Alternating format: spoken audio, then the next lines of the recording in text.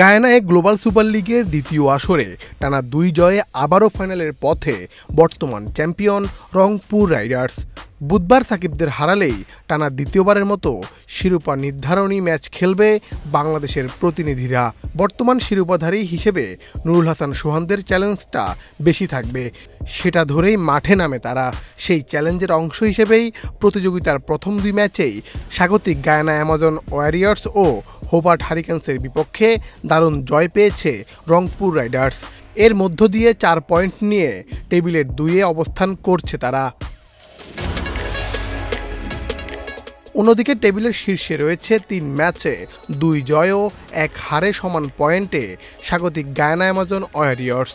আর একটি ম্যাচ জিততে পারলেই টানা দ্বিতীয় আসরের ফাইনালে উঠবে সোয়ান মায়ার্স ইফতেখারের দল। রাত ৮টায় প্রভিডেন্স স্টেডিয়ামে রংপুরের প্রতিপক্ষ স্বদেশি অলরাউন্ডার সাকিব আল হাসানের দুবাই ক্যাপিটালস। সাকিবকে নিয়েই দল ঘোষণার কথা ছিল রংপুরের, কিন্তু দেশের রাজনৈতিক পরিস্থিতির কারণে শেষ পর্যন্ত সাকিবকে ছাড়াই গায়ানায় খেলতে যায় সোহান সৌম্যরা। দেখার বিষয় সোহানদের ফাইনালে ওঠার পথে বাধা না হয়ে দাঁড়ায় সাকিবের দল। Gold's Gym is a globally recognized and well-established fitness brand with over 600 franchises around the world. Now at the Bosundara Sports Complex and Bosundara City. Gold's Gym Bangladesh. Admissions now open. Shakib ক্যাপিটালসের হয়ে প্রথম ম্যাচে half সেঞ্চুরির সঙ্গে ৪ wicket নিয়ে হন match সেরা। পরের ২ ম্যাচে আর জ্বলে উঠতে পারেননি তিনি। তার দল হেরেছে হোবার্ট হারিকেন্স ও গায়ানা অ্যামাজনের কাছে।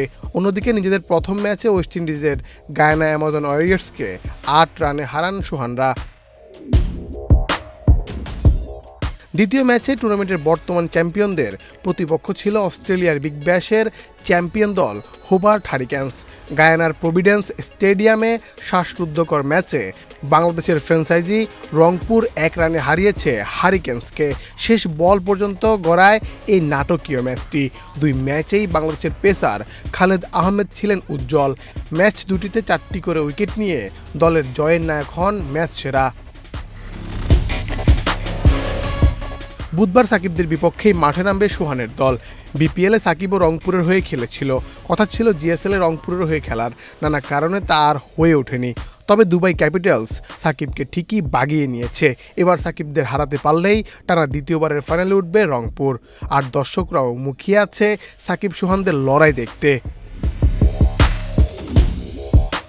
মুন্না চন্দ্র দাস, বাংলাদেশ প্রতিদিন।